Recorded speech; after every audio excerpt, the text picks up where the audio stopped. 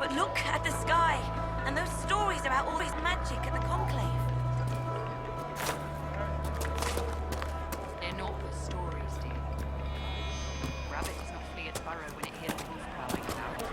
Now is the time to stay close to home.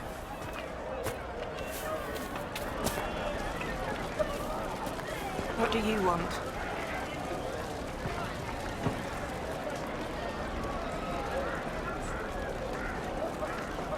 For now, nothing. Fine, go.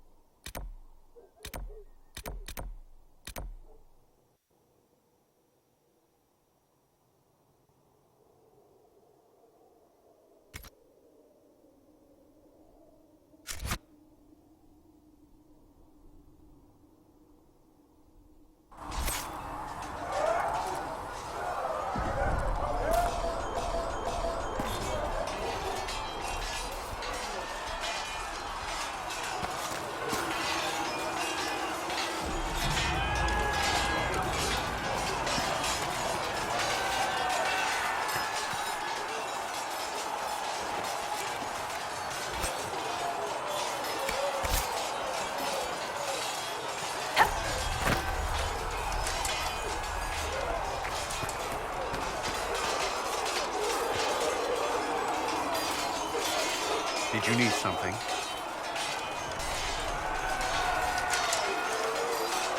Is there anything I should know? The Lord Seeker's actions are a mystery, but the Templars will aid us. They cannot sit idle while the breach remains. I'd like to know more about the Templars. If you need insight into what the Order is doing now, I'm afraid I can't offer more than you already know. Anything else, I will answer as best I can. Why did you join the Order? I could think of no better calling than to protect those in need. I used to beg the Templars at our local chantry to teach me. At first, they merely humored me. I must have shown promise, or at least a willingness to learn. The Knight Captain spoke to my parents on my behalf. They agreed to send me for training.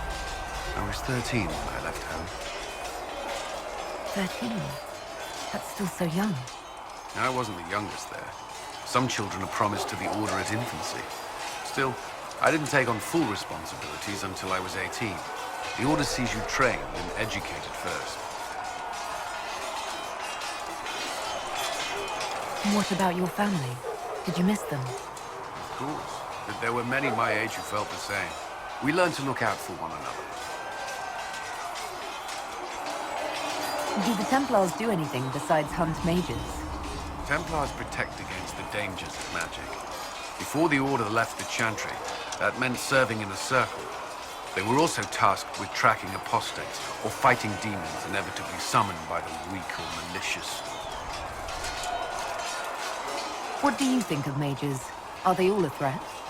I've seen the suffering magic can inflict. I've treated mages with distrust because of it, at times without cause.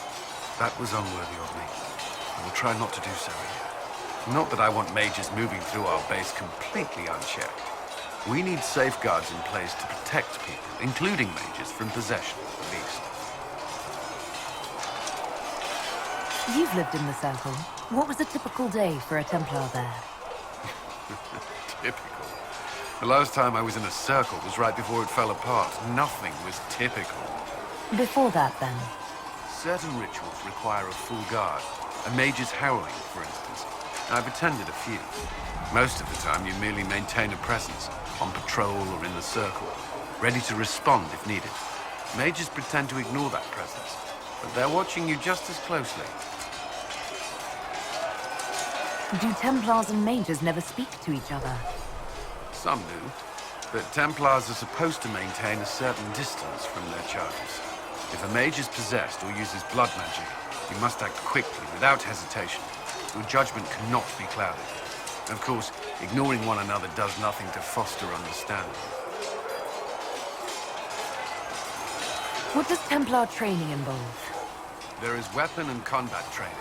Even without their abilities, Templars are among the best warriors in Thedas. Initiates must also memorize portions of the Chant of Light, study history, and improve their mental focus. Did you enjoy your training? Learn everything. If I was giving my life to this, I would be the best Templar I could. You were a model student. I wanted to be. I wasn't always successful. Watching a candle burn down while reciting the Chant of Transfiguration wasn't the most exciting task. I admit, my mind sometimes wandered. Do Templars take vows? I swear to the Maker to watch all the mages. That sort of thing. There's a vigil first. You're meant to be at peace during that time, but your life is about to change. When it's over, you give yourself to a life of service. That's when you're given a filter. Your first draft of Lyrium and its power. As Templars, we are not to seek wealth or acknowledgement. Our lives belong to the Maker and the path we have chosen. A life of service and sacrifice. Are Templars also expected to give up physical temptations? Physical? Why... why would you... That's not expected. Templars can marry, although there are rules around it, and the Order must grant permission. Some may choose to give up more to prove their devotion, but it's not required. That's all I wanted to know. Thank you. Should you require anything, I'll be here.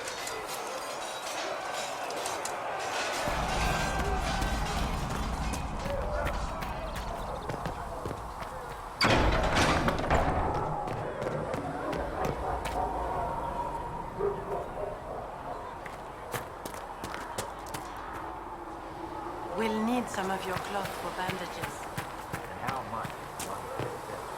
When there was no sky, maybe for the price of the love of Andraste. When there was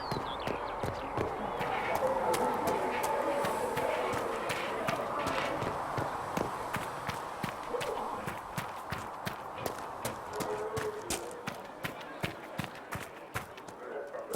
That mercenary band that joined the Inquisition.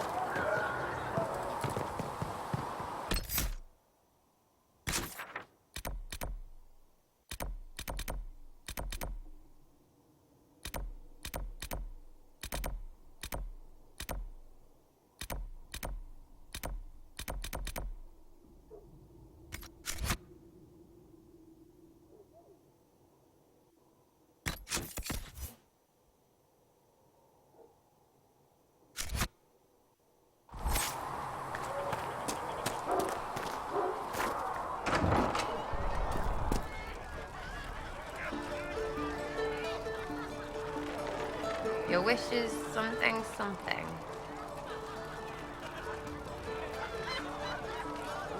You apparently have a lot of friends. Tell me about your network. It's not mine, right? I mean, it is, but it's also everyone. Everyone who wants to shove it to nobles who hide behind gold and silk. And hats, I guess.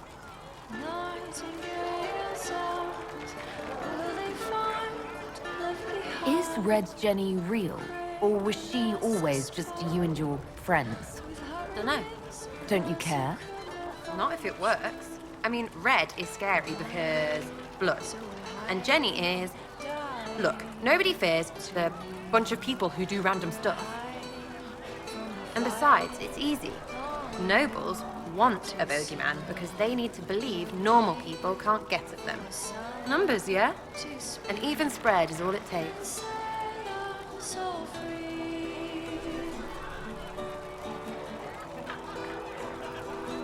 Doesn't this mean people think you're guilty of more than you actually do? Suppose. Does it matter? Shouldn't it? Important people kill over imagined insults. I've made more than enough real ones, so no. I don't suppose it does.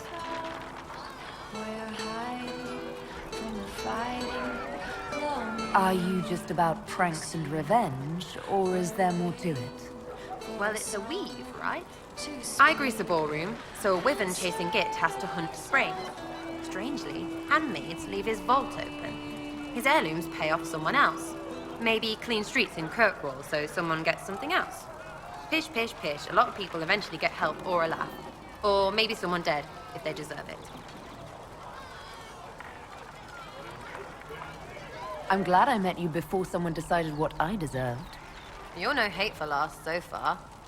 I'd just get you with a pie or something. Anyway, assassin's a bard's job, innit? No fun, that lot. They might plonk a noble, right? But only to raise another. Plus, I'm shy at singing. Where are the people you promised? If I knew, they wouldn't be much use. That's sort of the point. Look, unless your baddies are rocks or trees, they have people they use. Cooks, squires, wipers. Yeah, I know, wipers, right? You better believe the ones with wipers deserve it, right in the...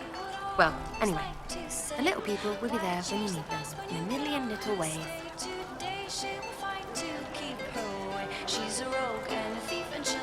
So lots of little contributions add up in the background, like snowflakes that snap a branch. What? Sure. Like snow, I guess. Anyway, it just works, most of the time. Friend of a friend and little hints. Mind you still have to be smart. Don't bet your life unless you're into that. Risky, yeah? But you like a bit of a sheath.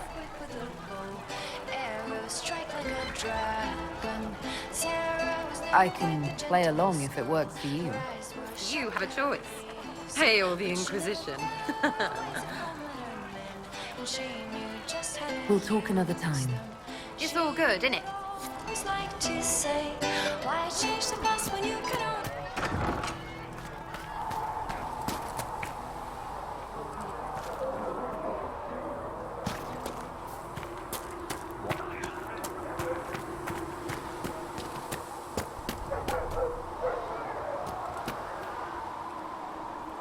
Closing the breach is our primary goal. but I hope we might also discover what was used to create it. Any artifact of such power is dangerous.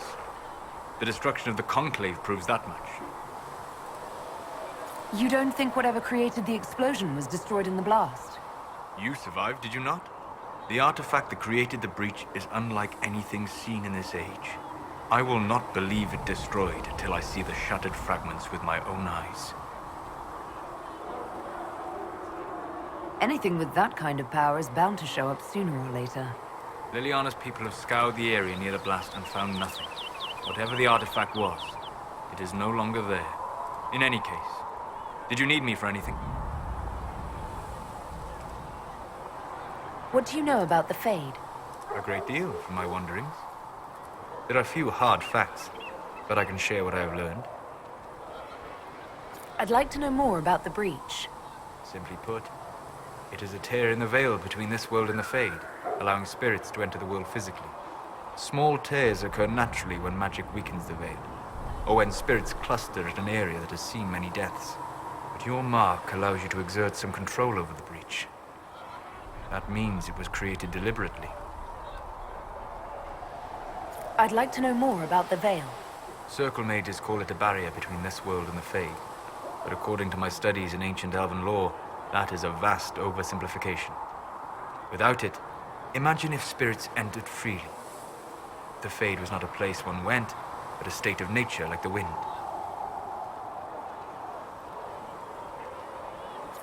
It sounds like it would be wonderful. And dangerous. But yes, a world where imagination defines reality, where spirits are as common as trees or grass. Instead, spirits are strange and fearful, and the Fade is a terrifying world touched only by mages and dreamers. I am glad that I'm not alone in seeing the beauty of such a world, along with the obvious peril. I'd like to know more about demons. The Chantry says that demons hate the natural world and seek to bring their chaos and destruction to the living. But such simplistic labels misconstrue their motivations, and in so doing, do all a great disservice. Spirits wish to join the living, and a demon is that wish gone wrong. I doubt those things pouring out of the breach wanted to join the living. Eat, maybe. Of course demons are destructive. This world is illicit and unnatural for them. They fight to gain entrance, and when the rules of this world do not mirror theirs, they lash out. Tragic, but not evil. We'll talk later. Goodbye.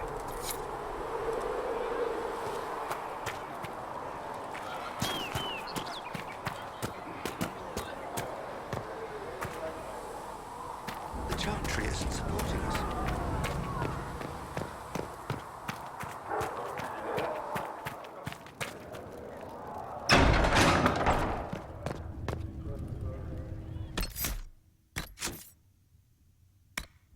All repeat the chant of light.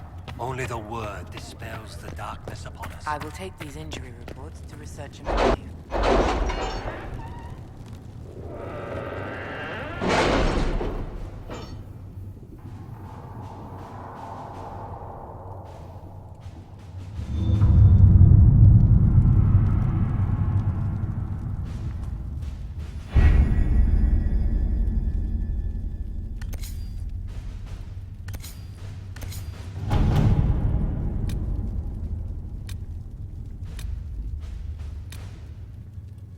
We'll post soldiers a safe distance from the temple.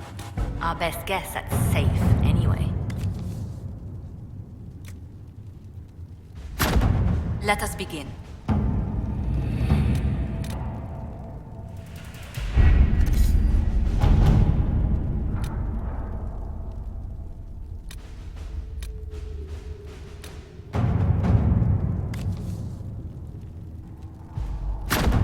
Let's see what we have.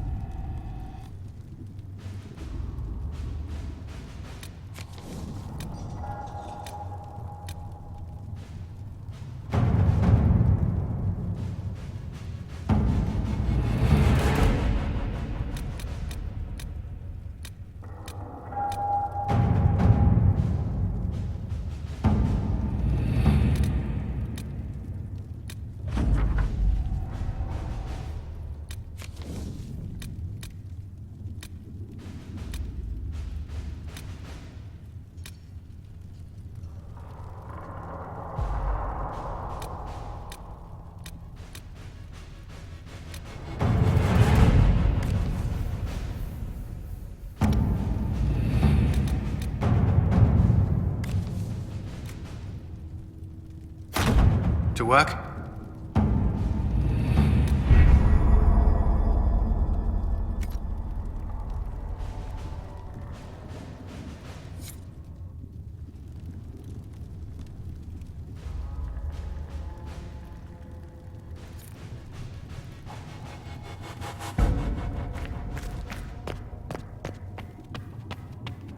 These truths the Maker has revealed to me, as there is but one world.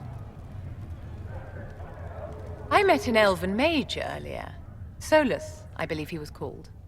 I admit I was surprised. I didn't expect to find mages among the Inquisition. Tell me, why were you at the Divine Conclave?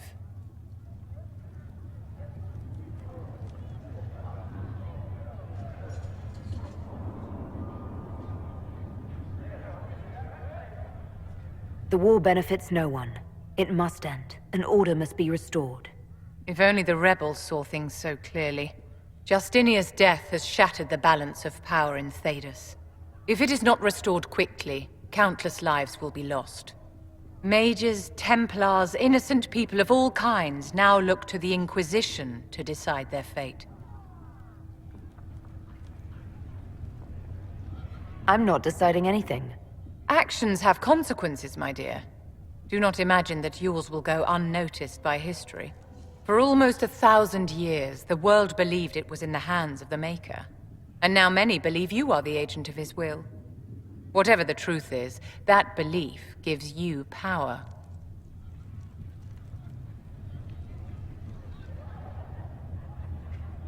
If that's true, then I'll put it to good use. I suppose we'll see. I've stolen enough of your time, my dear. Don't let me keep you. Yes? I wanted to ask you about the Circle of Magi. Of course. What do you wish to know? If the Circle disbanded, how can you still belong to it? The Circle is an idea, my dear. And an idea cannot be dissolved. Many of the First Inches voted for rebellion, caring little that anything short of a unanimous decision would pit mage against mage. Rather than dissolving it, Grand Enchanter Fiona's vote split the Circle in two. The rebels follow her, the loyalists follow me. If you led all the loyalists, why are you only First Enchanter and not Grand Enchanter? Grand Enchanters are elected, and since there are no First Enchanters besides myself, no vote can be held. I could name myself Grand Enchanter, but the title holds no meaning now. When the circles are restored, that will change. What was it like to live in a circle? My dear, your question is the root of all problems with mages. I cannot tell you. Every circle was different. Their Templars were different, their politics unique. And every person within each tower had an experience of circle life unique to themselves. Some people suffered and some were content. Some were cruel, some compassionate, and some indifferent. The same is true of people everywhere, in all circumstances, whether they are mages or not. So tell me about your personal experience with the Circle. I enjoyed life in the Montsimard Circle, my dear. It was an edifice devoted to knowledge and refinement. And mages need the company of other mages. No one else can truly understand the challenges we face, nor see the world as we do.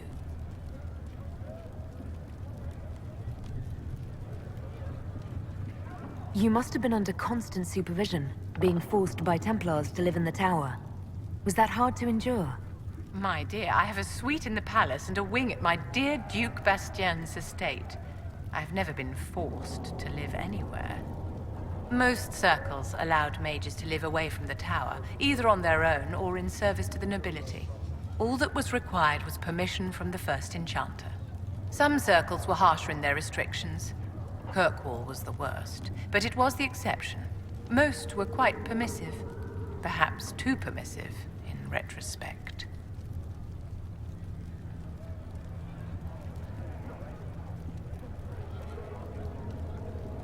How did we come to this state with the circles in revolt?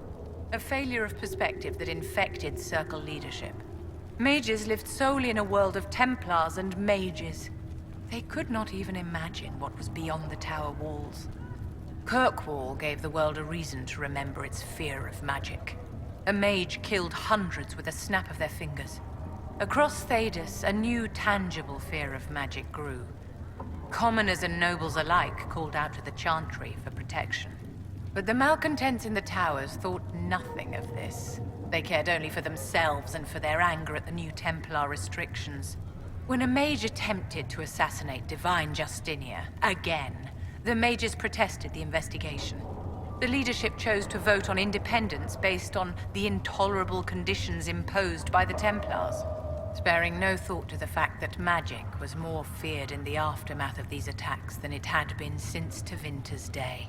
So long as they had their freedom, they could care little for riots, angry mobs, or about pitting mages against each other.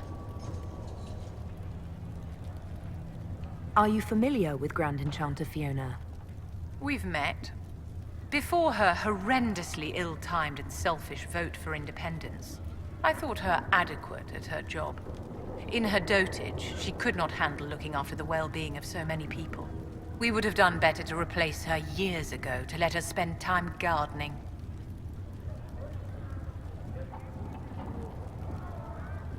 Did they have cause to rebel? In the aftermath of their terrorist attacks? Was that really the most opportune time to break away? By all means, protest abuses by the Templars. Just don't do it in a way that says mages support wholesale murder. By voting when they did, my colleagues all but declared war upon the ordinary people of Thedas. A war in which we are outnumbered 100 to 1. I thought the fighting was only between mages and Templars. Why are mages fighting mages? The vote for independence was carried by only a small margin, but Fiona chose to let the motion stand. Those who opposed a rash declaration of war against the entire free world had little choice. By breaking from the Chantry when they did, the rebels declared themselves in support of mass murder. Anyone who did not wish to support terrorism and the slaughter of innocents was forced to take arms against the rebels.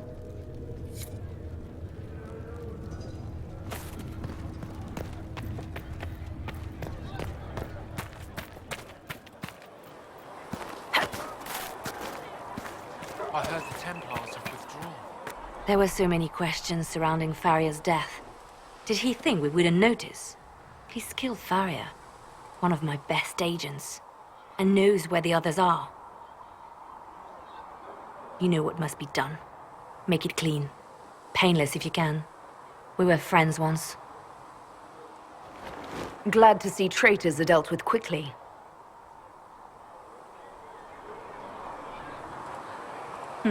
We must do whatever it takes to protect our interests. I am pleased that you agree. I have no tolerance for traitors. You take a harsh view. But I suppose that is the way in these troubled times. We will make the Inquisition a force to fear. Now, if you're happy, I have more work to do.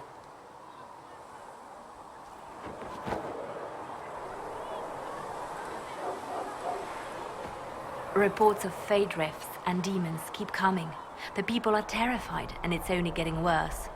The only thing that will calm their fears now is the hope that someone out there can save them. You have to be that someone. No one else has any power over the rifts. Seal them. Your legend will spread, and Thedas will learn to trust the Inquisition. Why do you want me to seek out the rebel mages? Why do you care? I've known mages. Some of them were better people than me. And yet I'm free and they're not. It's not right. They called you the left hand of the Divine. That they did? What of it? What is the point of an Inquisition? Justinia would have started the Inquisition if the Divine Conclave failed to restore peace. She hoped that with enough support, we could challenge the very tenets of the Chantry. She wanted the Chantry to treat the mages fairly. But sometimes I wonder, why stop at mages? The Chantry has committed many injustices. If we're going to change it, why not change the whole thing? It's just a thought. None of this will be possible if we fail. I'll try not to break anything. That's good to hear. I could use the left hand of the Divine at my side out there. Every agent out in the world is my eyes, my ears, my blade.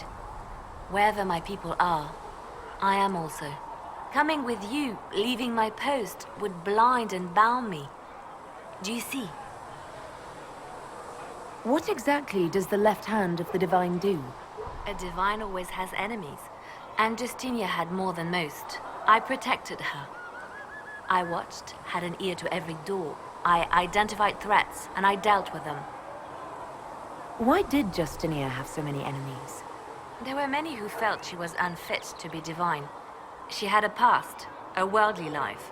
Unlike many, she wasn't given to the chantry as a child. She chose it, and somehow that made her unworthy. And because they thought she was unworthy, they wished her harm.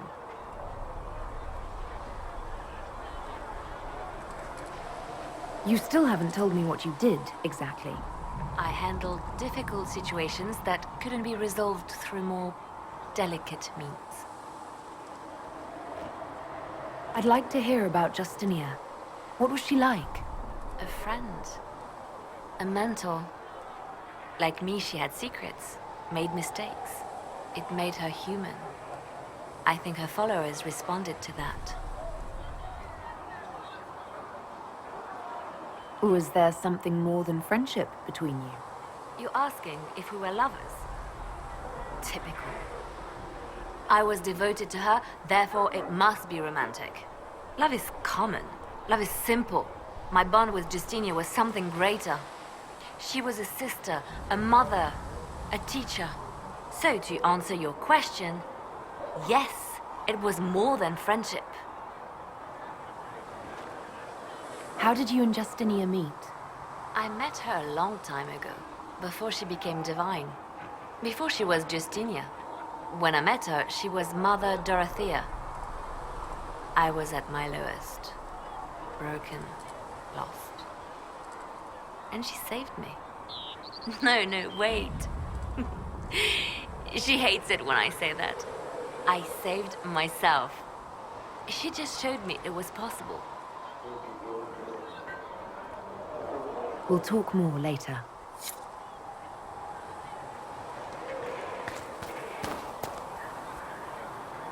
How about nails? Can Harriet... Nice work with those supplies. The smiths can use them to fit our troops with better gear.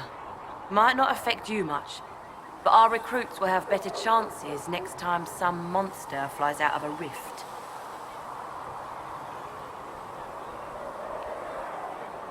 Farewell.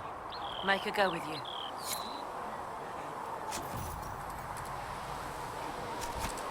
You find anything we need, let me know. I don't...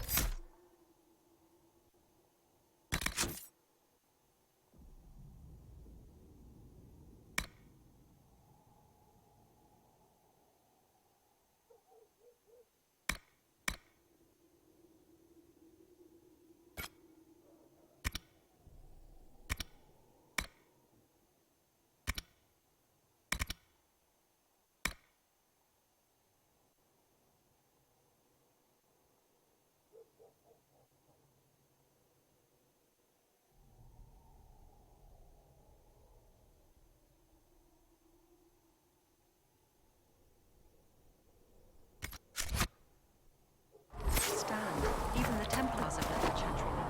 What's going on?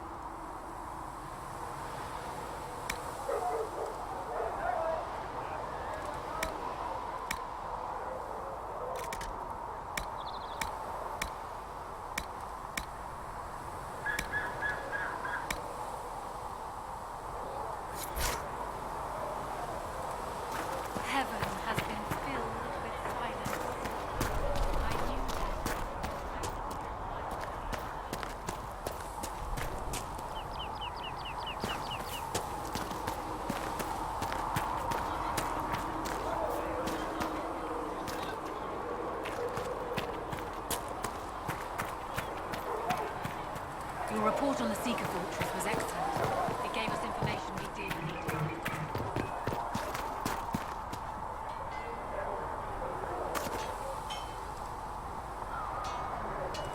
They've got good form.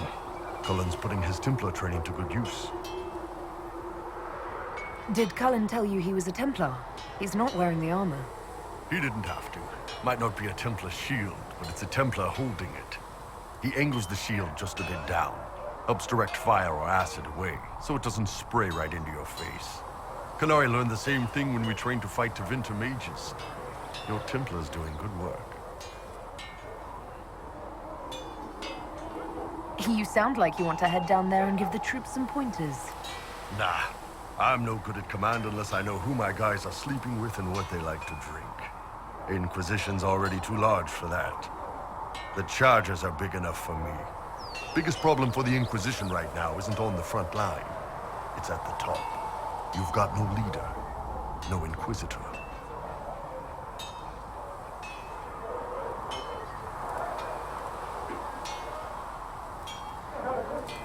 Then maybe we need one. I'd be willing. You? Huh. Why you?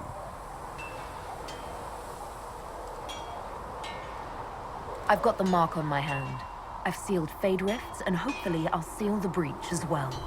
That means you have a skill. That doesn't necessarily mean you should be deciding alliances. My people don't pick leaders from the strongest, or the smartest, or even the most talented. We pick the ones willing to make the hard decisions, and live with the consequences. Who knows? Maybe you sealed the breach. The Chantry gets off its ass and all those soldiers go home and get fat. You think? It could happen. It won't, but it could.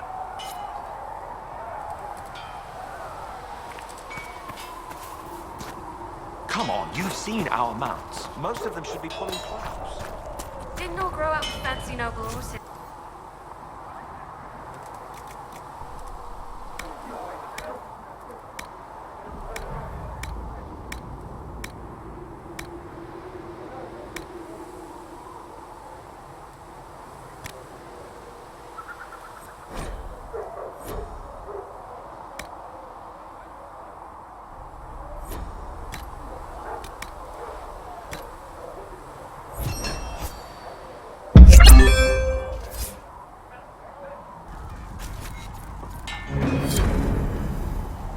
My uncle died at the conclave. I'm a good wife.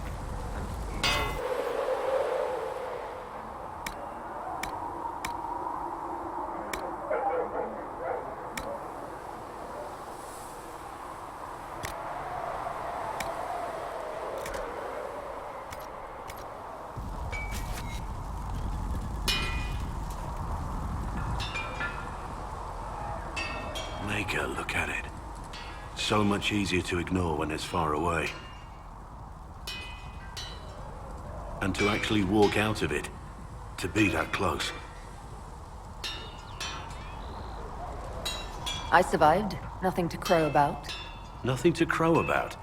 Do people normally fall out of the sky where you come from? The breach, the Divine's death, the Wardens. It doesn't make sense. There's so much we don't know.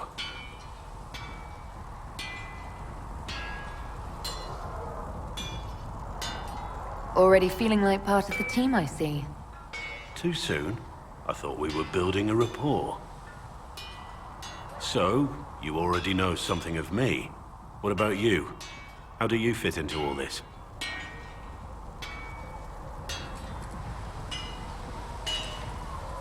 A few of them worship me and think I'm destined for greatness. I don't disagree. I don't think I've ever met someone quite so proud of who they are. It's refreshing. Suppose being called Andraste's Herald must go to your head. For me, I'll be satisfied so long as we find the bastards that killed the Divine. They owe us some answers.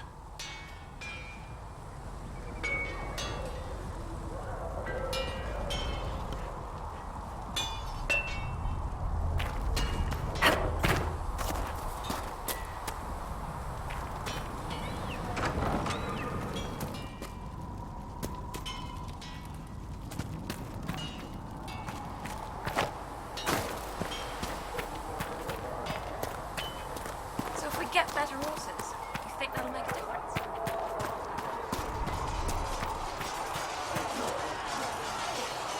Surely you have better things to do. I have some more questions. Why am I not surprised? Tell me about your brother. I'd rather not. I'll let you get back to work.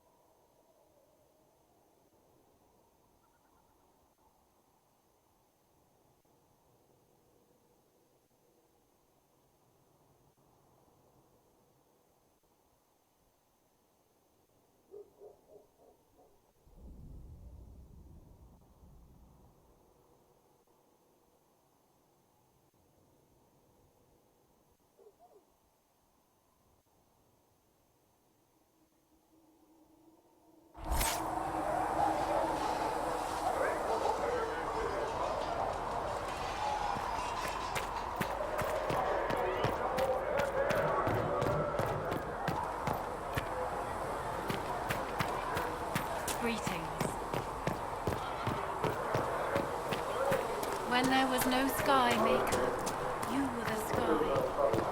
When there was no earth, I don't understand. I thought the Chant of Light bound us all together. The Chant of Light is beautiful, sister. but it's just words. Let all repeat the Search in the chant of nave light. has notes on alloy. Only the word.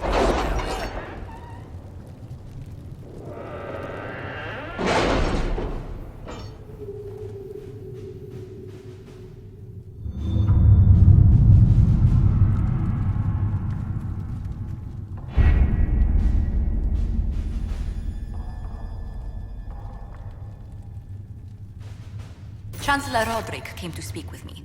Could you try not to antagonize him? If I offend the man so easily, perhaps he should try leaving me alone.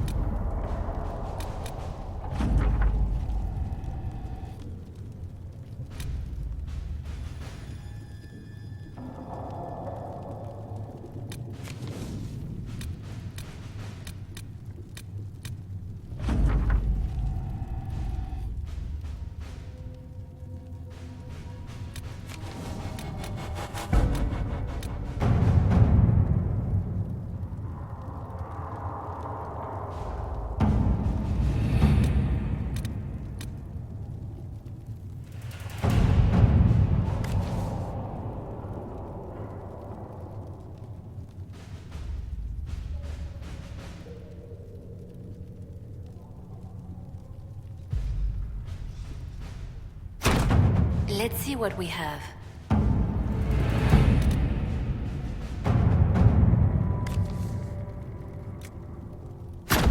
To work?